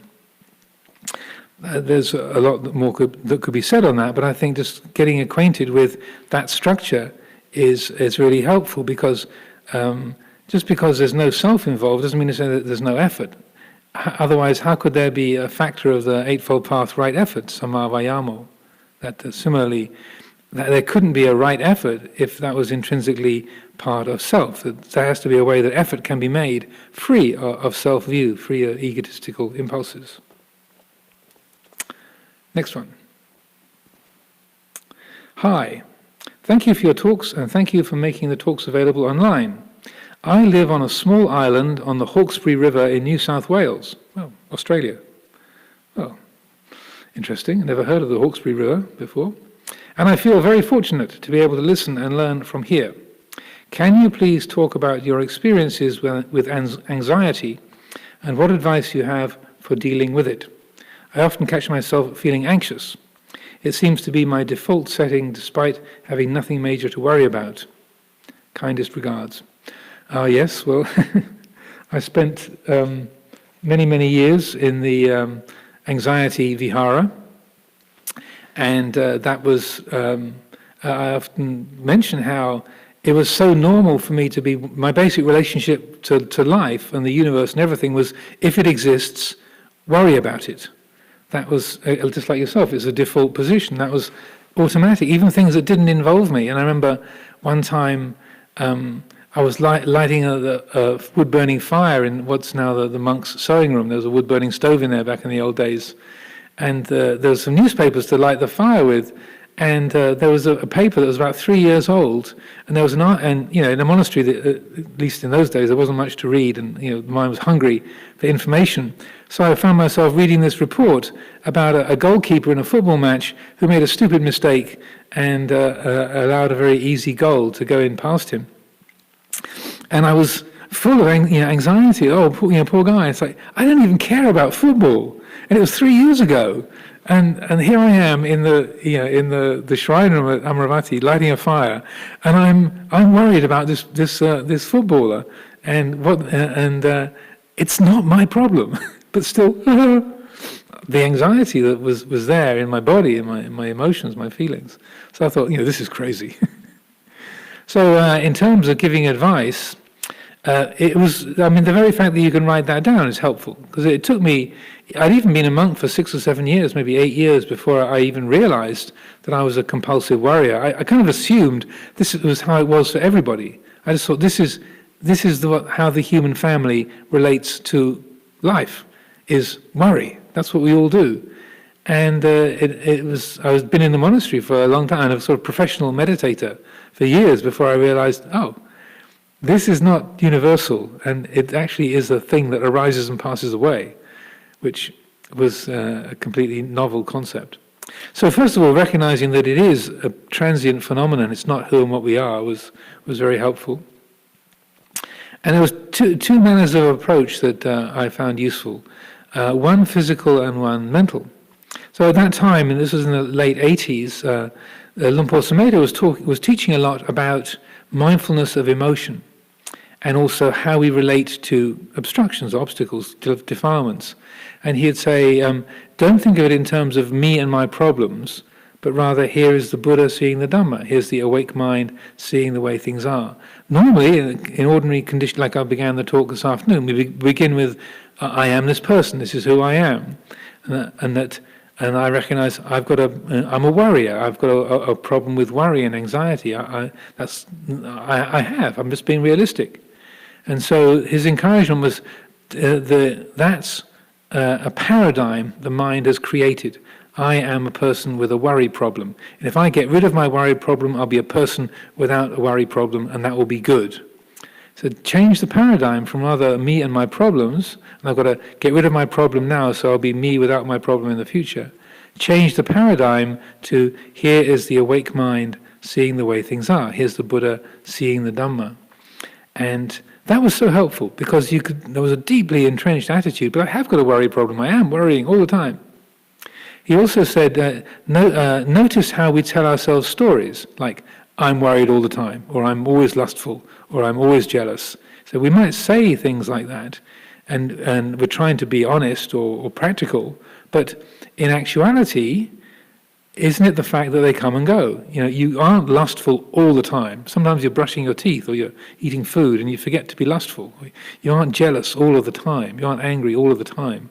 It comes and goes. You might frequently be angry, or you might experience jealousy a lot, but it does come and go. And he would always be saying, look, see for yourself. So then using the meditation and the capacity to reflect, you think, wow, amazing, the teacher's right. What a thought. Yes, that worry is there a lot of the time, but it does come and go. It's not permanent, it's not absolute. Aha. So I tell myself I'm always worried, but that's not actually what is the moment-by-moment experience. Aha. So not just aha that the teacher was right and I was wrong, but rather, look at that, it is an impermanent condition. And so to look at the stories you tell yourself and ask, is that so? Is that the whole picture? Is that really true? And then let the quality of wisdom and mindfulness illuminate that. So the use of wise reflection and approaching it on the mental level, and to change it. It's like, well, here is the awake mind experiencing the feeling of worry arising and passing away. In this moment, it's like this. And then to be consciously aware when it wasn't there, saying, I'm brushing my teeth. At this moment, there isn't any worry. Aha, he's right, it's true. It does come and go. Then on the physical side, again, he was talking a lot about mindfulness of emotion, and he would point out how every emotion has a physical counterpart. For all of us, it's going to be different for everybody in different ways for different emotions, but for each of us, if you're feeling fear or anger, you're feeling jealousy or lust or anxiety, there's going to be some kind of physical component. So deliberately take your attention off the thing that you're worried about or you're angry with, and bring it into the body. What is a feeling of anger? Where does it sit in the body? What does it feel like? Where is it? What's its tone, its texture? And consciously letting go of the object and bringing it back to the subject and feeling in the body. So that was extraordinarily helpful as well in terms of anxiety, because whenever I found myself being worried about an event or a memory or an idea or a plan or a person or a job, then okay, stop worrying about the job. What does this feel like in the body? And there'd be a knot of tightness in my abdomen and down in the belly, and then so bringing attention to that, feeling the tensing or stressing of the body, then just letting the awareness have its own effect, like knowing that tensing or tightening, rather than, I should relax, lighten up, Amaro, you should relax, like another thing I should be doing, but rather just allowing the awareness to have its effect, then the body would soften.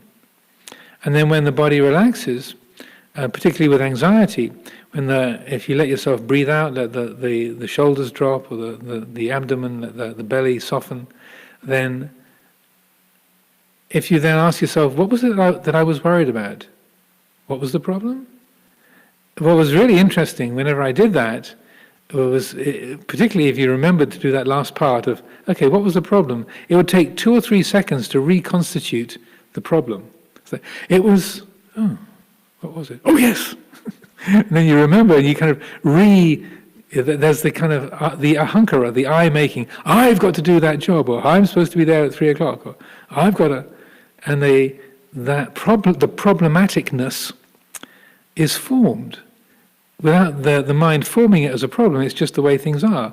Here we are, we're supposed to be catching a plane at 3 o'clock, we're on the M25 and it's 2 o'clock. Will we get there in time? Don't know, we're not moving. Frequently the traffic is stationary on the M25 between here and Heathrow Airport. Will we make it, will we not make it? Don't know. So you could let the body relax and then ask yourself, what was the problem? And then suddenly, the plane. But it will take a couple of seconds to make it a problem. So again, if you see that over and over and over and over again, it's recognized very directly, the problem isn't the world, it's not the people. The problematicness of any condition, any experience, is coming from an emotional reaction, from our conditioning. In and of itself, it's just such, it's just this way. Going back to Tony Packer, it's just, it's just this. This being on the motorway, not moving, it's like this. And you're not suppressing that worry, you're not just distracting from it, you're just not creating it. You're not creating that particular set of perceptions as a problem. It's just like this. And then either the car gets there or it doesn't get there in time for the plane. And if you don't get there in time, you adapt. If you do get there in time, you just do what's necessary. You adapt to that. Okay, let's see. How can I let go of thoughts if they sometimes flood your mind or my mind? I think kind of repeat the above. Whether the thoughts are to do with anxiety, whether they are worried thoughts, or they are planning thoughts, or remembering thoughts, or excited thoughts, then similarly that sense of letting go of the content of thinking and that agitation and feeling that in the body, the mind wrapped up in this planning or remembering or regretting or reminiscing, or just to deliberately withdraw the attention from the object, bring it back onto the subject, To say, okay, there's an important thing to be thought about, yes, that requires attention, but for these 10 seconds, 5 seconds, I can just let go of that and notice, what does the body feel? How is the body being held? And then, again, the physical side of it, if you relax the body and just let go of that tension, because almost always when the mind is lost in a flow of thinking, there's a stressing, a tensing in the body that is unconscious.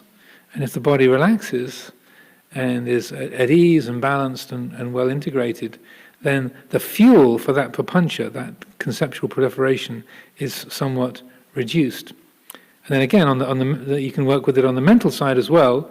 And one of the things that I like to encourage is to recognize that the thinking mind, we have a blind assumption that every thought that goes through our mind is both meaningful and true. That our thoughts are realistic and they have value. They match reality and they are valuable. So if you take the principle that most of my thoughts are neither true nor valuable, it's more just like the replaying of old TV programs, watching repeats through YouTube or an old show that you watched on television. Yes, you can understand the words, but you're not really that interested. You know what happens. It's not that important. It's not that valuable. There's content that you can perceive, but the mind is not imputing value or meaning to it. So that we can change the attitude towards the content of thought. And so to help to be recognized that the thought, most of the thoughts, probably about 5%, or maybe 2% to 5% actually are true and are valuable. But the other 95%, 98% is just the kind of repeats and just reverberations of perception. And not particularly helpful, so that to change the attitude towards the content of our thinking, so that most of our thoughts we can relate to, like the sound of a plane going overhead, or the sound of the birds in the trees, or a lawnmower going by. It's just a sound that we hear, and it's there, but so what? The mind doesn't have to give any value to it. And when that attitude is changed, then the inner experience is one of much greater spaciousness, is greater kind of capacity and ease. That we can recognize that the less that we habitually believe in our thinking, then the more spacious and peaceful our life is.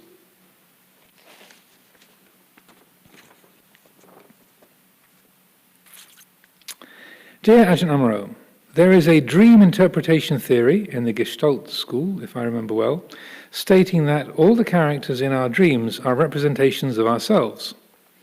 If it's true that we dream ourselves into existence, and I deeply feel it is, would it be right view to use this concept to connect with all other creatures' creations in our dreamed reality? Thank you for the engaging theme. I look forward to an awakening talk. Always is a bit of a dangerous word. I think I would tend to say sometimes, because my experience of dreams is, again, there's a mixture of, once in a while, and maybe a couple of times a year, I find that dreams are really significant, and that there is a message and there's a kind of a coherence to them, and there's a clear sort of yes. But my experience is generally like our thinking. Most of our dreams are just repeats. They're just sort of the reverberations of the day, sort of all kinds of mixture of stuff conjured up from our memory. It's to the extent that everyone that I meet, I could say that all of you are an aspect of me, because each of you has, that's gathered here in the Sala at Amaravati, or everybody at the other end of this camera, I don't know who's there, but the people here, I can say, you're each an aspect of me because I only know the you that I have created. That makes sense. That my world is not the world, it's my mind's representation of the world. So I know my representation of Venerable Jittasangaro, my representation of Tanmanunyu, my representation of Sister Keminda, my representation of Tanjalito, Sister Jnanasiri. I don't know you, I know my mind's representation of you. So, in that respect, I can say everybody that I meet is an aspect of me. Yeah, but in ordinary everyday life, no. It's like, that's Jitta Sangro, that's Mununyo, that's Sister Jnanasiri. They're different people. And I think you could say that, I mean, I'm not a Gestalt therapist, but I would say, yeah, to a degree you could say that, but functionally and in all practical senses, no, they're just different things, they're different objects, different perceptions that have popped up from anywhere and everywhere. So I would be hesitant to read too much into the content of all of our dream world. But as I was saying, though, also sometimes what pops up in our dreams can be very significant. Like I was saying about that, the dream with the cabbage box, and the humans have had more than their fair share of this planet. Sometimes dreams can be very significant. And like with the Tibetan dream yoga, there was I think he's passed away now, but the Mindraling Rinpoche, who lived in, I think he lived in Dehradun at the last part of his life. He was a sort of master of dream yoga, and there's quite a few books by the Dalai Lama and other Tibetan teachers on that, if people are interested. Also, I knew there was a woman who used to come along to our sessions in San Francisco quite regularly called Fariba Bogzaran, and she was studying at a place called the California Institute for Integral Studies, and her thesis, her PhD, was Encounters with the Divine in Lucid Dream States. So those were some very interesting conversations we had, and the sort of crossover between lucid dreaming and encounters with divine beings in dream states.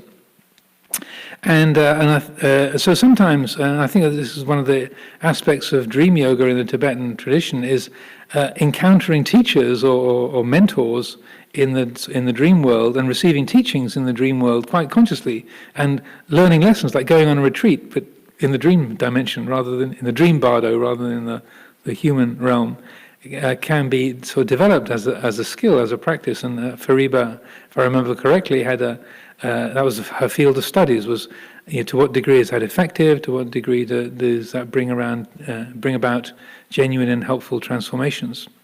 Those of you who are familiar with Carl Jung, also a few years ago, my parting gift from California when I left there from the Spirit Rock community was a copy of what's called the Red Book, which is this collection of Jung's paintings and visionary experiences that he had over, I think, a 13-year period, that it was all so weird and wonderful and colorful, and a lot to do with encountering divine beings and sort of mentors and other spiritual entities of different kinds, that they didn't publish it, not only while he was alive, but until considerably after he'd passed away, because the family thought this could ruin his reputation.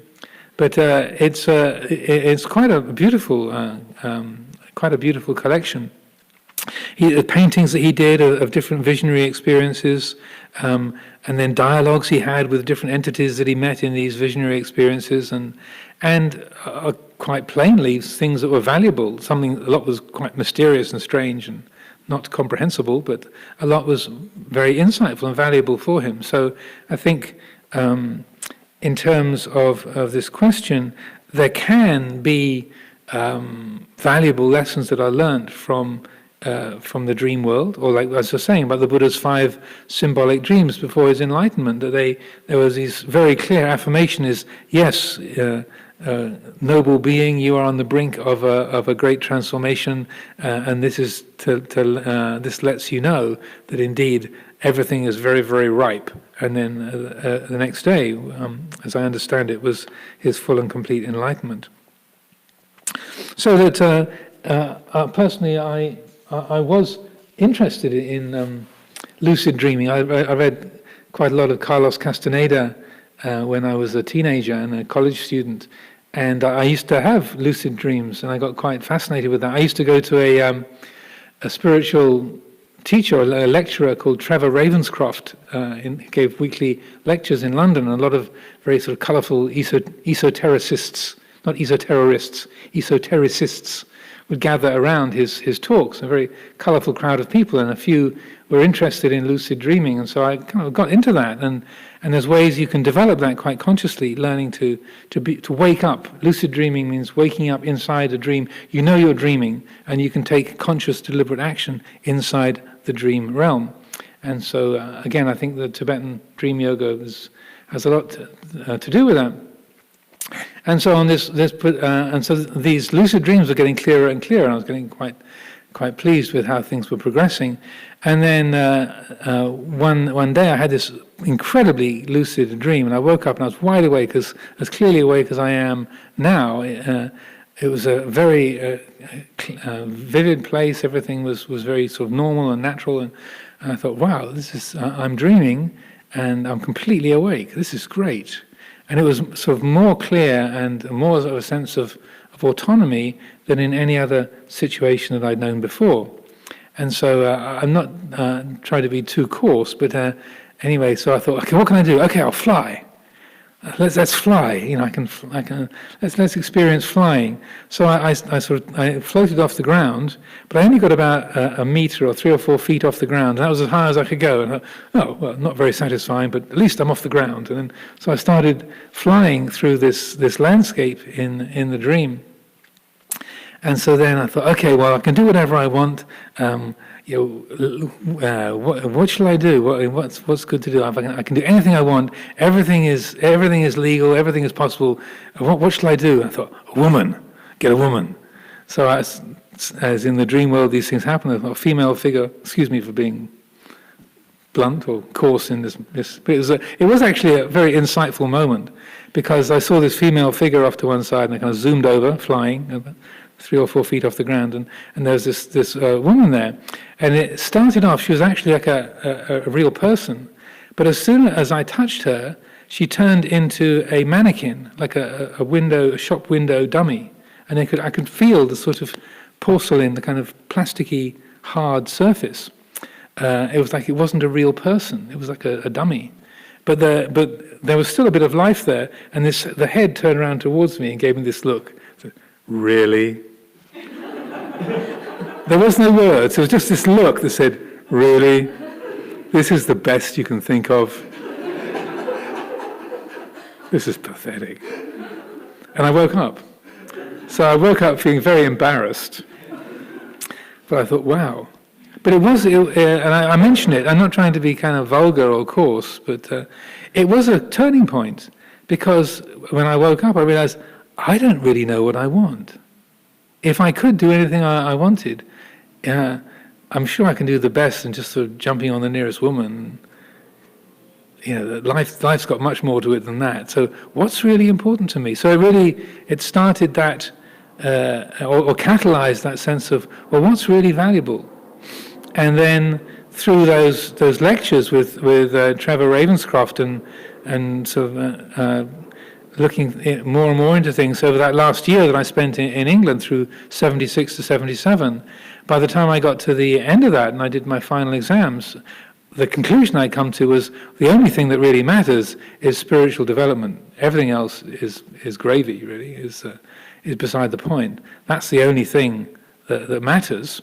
And then also during that time, as I was reading more and more spiritual literature, particularly from Asia, I was reading particularly teachings of Indian gurus like Sri Ramana Maharshi, or from China like Chuang-Tzu or Lao-Tzu. Then there was this really clear sense of whatever those people did to get to see life from where they see it, I'll do it. Whatever Chuang-Tzu did to get there, where he sees life from, like that, I don't care what it is, I'll do it. Or like the way of the Sufi, you know, the Sufi teachings in a book called The Way of the Sufi. Some of the words, they would jump off the page. These are from like India or China, or these Sufi teachings. They were like, and you know, that's absolutely true. So whatever it takes to see the world like this person does, or from that place of non-personal realization, I'll do it. I don't care what it takes. That's what's valuable. So that strange dream encounter did have a very catalytic effect. Had a very strong effect on me. I don't know what that means in terms of Gestalt therapy or my psychological profile, but it did have a powerful effect. So I see we're at 5 o'clock, so I'll maybe just read one more. This is quite long, but I'll read it.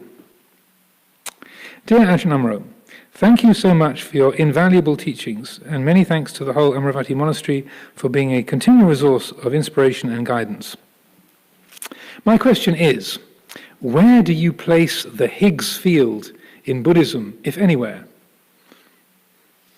The Higgs field, this is a reference to quantum mechanics and quantum field theory, I think. And the Higgs, it's my understanding. So when I read about the Higgs field, it seems related to anatta, not self. The field arose very shortly after the Big Bang. It is invisible and always present everywhere. Elementary particles that we are made of have no mass of their own, but when they move through the Higgs field, they acquire mass through the interaction with the field.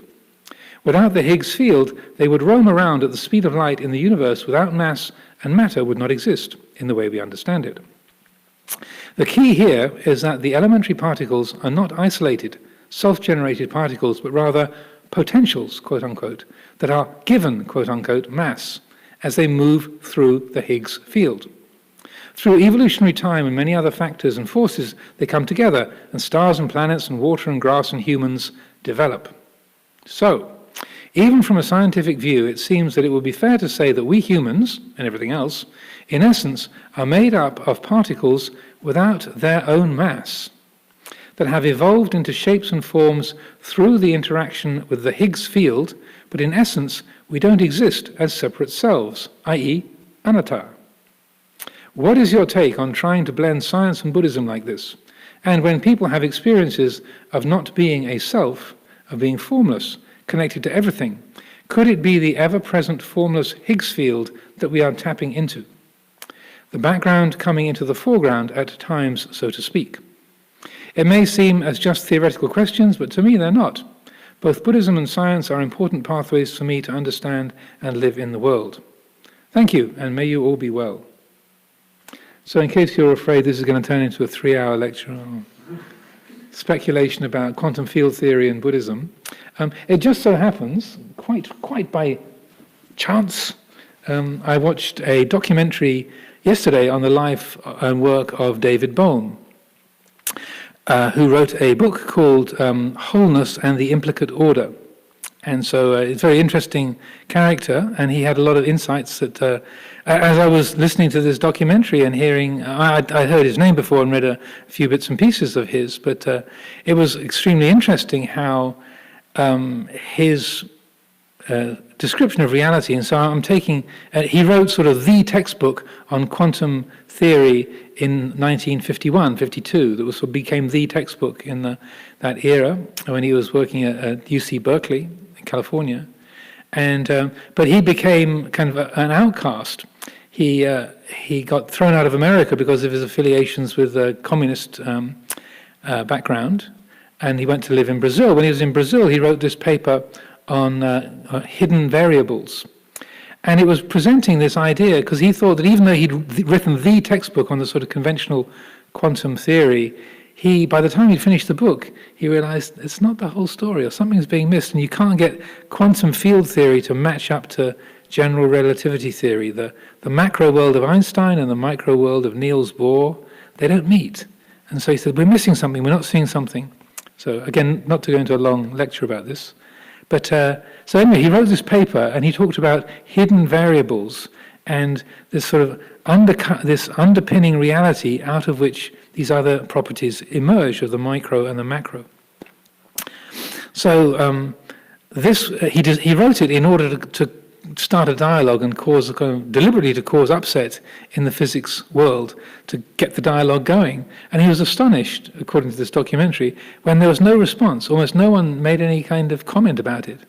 Later on, he found out that a certain body of physicists were trying to prove him wrong, and a leading physicist who had been his mentor, Robert Oppenheimer, had said, he kind of put the task to many of his co-workers, we have to prove him wrong. If any of you can find anything wrong with this theory, then let it be known. No one can find anything wrong with his hidden variables paper. And so then that came back to Oppenheimer, and Oppenheimer declared, therefore we must ignore him. So it was almost like Galileo repeated. It's like, hang on, haven't we been here before? Like with the sun at the center of the solar system and the planets going around it. No, we can't afford for this to have any value, therefore pretend it's not there. Anyway, I'm not getting into the politics of the physics world, but it was what he spoke about was the implicate order as that formless underpinning reality, and the explicate order, as this person is describing here, electrons, atoms, people, things, planets, birds, etc., is the explicate order, the formed world, what we would call the world of the born, the created, the conditioned, the formed. And the implicate order is the unborn, the uncreated, the unconditioned, the unformed. And so he became very friendly with Krishnamurti, and there are many, many dialogues, about 25 years of dialogues between David Bohm and Krishnamurti, because he felt Krishnamurti had a lot, where he was speaking, had a lot in common with what he was trying to get at with his physics, and that Krishnamurti and this sort of spiritual dimension of, and particularly the relationship between the observer and the observed, was Krishnamurti's territory. So that was fascinating to me, and so again I'm kind of guessing that the Higgs field is the same as a quantum field, and maybe that's completely wrong. And there's some physicists watching this saying, no,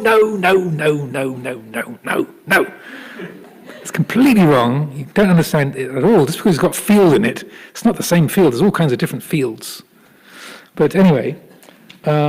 Because I just saw this documentary about David Bohm, and because there were so many resonances within that, not just because he was hooked up with a spiritual teacher like Krishnamurti, but also because it seemed really clear that what we talk about as the unborn, the unconditioned, the uncreated, the unformed, matches almost exactly what Bohm was talking about with his implicate order, and then the born, the conditioned, the created, the formed as the explicate order. And we have this teaching from the Udana where the Buddha says, and we chant it here, it was Lumpur Sumedho's favorite teaching of that there is the unborn, the unconditioned, the uncreated, the unformed. If there was not the unborn, the unconditioned, the uncreated, the unformed, liberation from the born, the created, the conditioned, the formed would not be possible.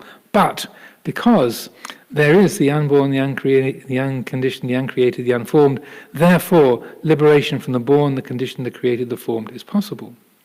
So it's kind of interesting, and looking at this documentary, it's about an hour and a quarter long, and the dialogues between him and Krishnamurti, they've got a few films of him talking with Krishnamurti, that one of the things that Bohm was trying to get at was, how does this insight into the implicate order, how does that inform the way we live? And again, his affiliations with the Communist Party, how can you be free and a member of a society? How can you have freedom and participation in a group? How does that work? And this kind of intuition that his insight into the physical world was somehow mirrored in the human world. And if we could learn how to both be part of a whole and yet an individual, then human society could be transformed.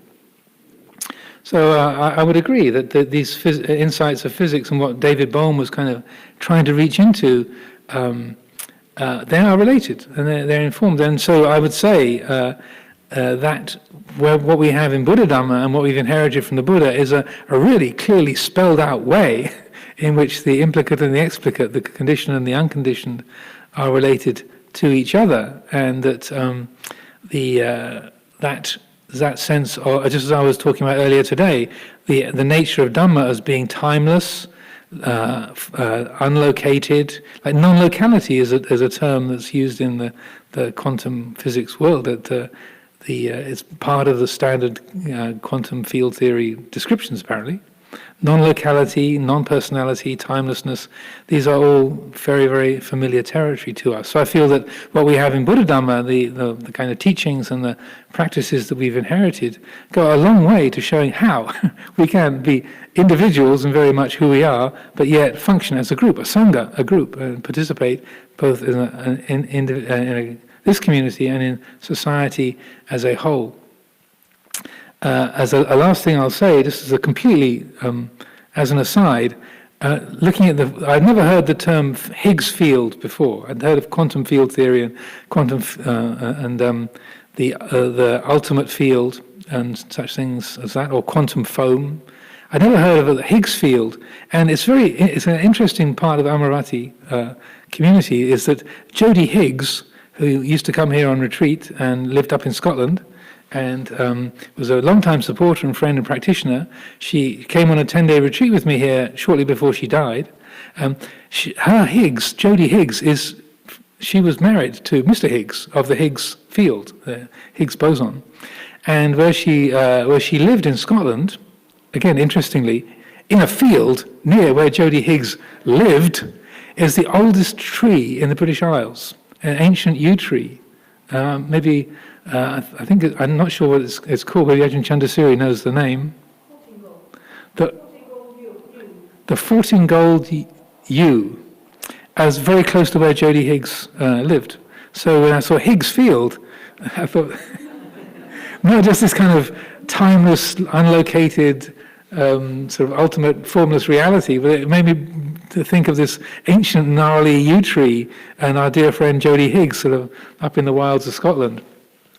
And sort of relating that the formless and unnameable to the very human, and just maybe a last thing to say was how Jodie was very close to dying when she was on the retreat, and when we had the check-in at the beginning of the retreat, and we were just sort of getting informed, I was very impressed by her, and she said, "I'd like to make an announcement. I look really terrible." She did. She was her color was like sort of a mixture of yellow and purple, and she looked really ill. She said, "I look really terrible, but I'm actually fine inside. So, if you see me and you think, oh my goodness, she's really sick.